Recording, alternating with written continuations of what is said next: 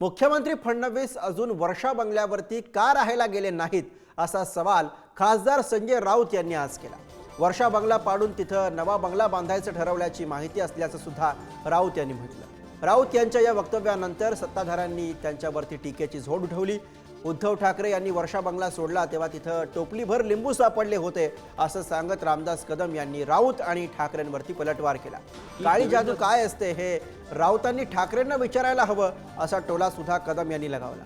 भाजप नेत्यांनी सुद्धा राऊत यांच्यावरती टीकास्त्र सोडलं।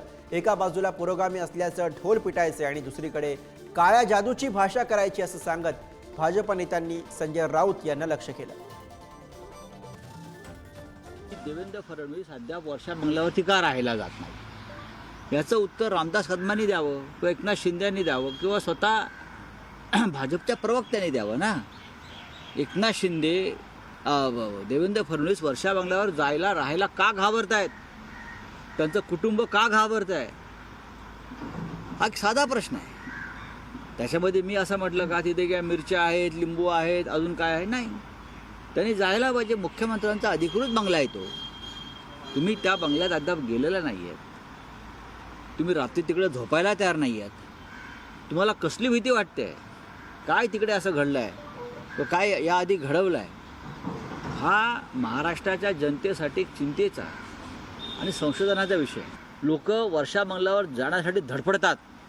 कधीतरी माझं एक स्वप्न ते पूर्ण व्हावं की मी वर्षा बंगल्यावर जावं मुख्यमंत्री म्हणून। पण हे प्रथमच मी पाहतोय की देवेंद्र फडणवीस यांचा पाय पडत नाही वर्षा बंगल्यावर। आमच्या अमृता वहिनीला जावं असं वाटत नाही। हां, का मला कळत नाही हे काय चाललंय की मुख्यमंत्र्यांचं निवासस्थान बदलायचं चाललं आहे कोणत्या तरी एका अनामिक अशा भीतीमुळे। देवेंद्र फडणवीस जे वर्षा बंगल्यावरती राहायला येणार नाहीत, तिथे त्यांचे 2 बंगले आहेत आता आणि त्यांचा सेटअप चांगला आहे। मात्र वर्षा बंगल्याचा उपयोग ते ऑफिस कार्यालयासाठी ते करणार आहेत अशी माझ्याकडे माहिती आहे। ते कार्यालयांसाठी ऑफिस करण्यासाठी ते त्याचा उपयोग करणार आहेत अशी मला माहिती आहे। पण जणू काय एकनाथ शिंदे यांनी काहीतरी काळी जादू केली आणि म्हणून ते येत नाहीत देवेंद्र फडणवीस अशा या पद्धतीच्या बातम्या हे संजय राऊत साहेब देत आहेत। आता तेवढंच बाकी होतं। मी संजय राऊत साहेबांना सांगेन, माझ्या माहितीप्रमाणे एकनाथ शिंदे त्यांच्या भाषणामध्ये जाहीरपणे बोललेत की ज्या वेळेला वर्षा बंगला सन्माननीय आदरणीय उद्धव ठाकरे यांनी सोडला त्यावेळेला टोपलीभर लिंबू मिळाले वर्षा बंगल्यावरती, टोपलीभर लिंबू। म्हणून काळ्या जादूचे बादशाह हे तुमचे उद्धव ठाकरे आहेत तर आपण विचारलं पाहिजे असं मला वाटतं।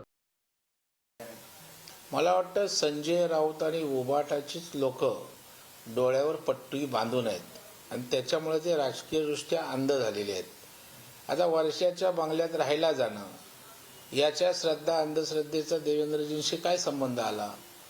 ते राज्याच्या मुख्यमंत्र्यांचं निवासस्थान आहे आणि त्याच्यामुळे अजून ते राहायला गेले नाही ते खरं आहे, परंतु काही काम चालू असेल किंवा काही कारणं असतील।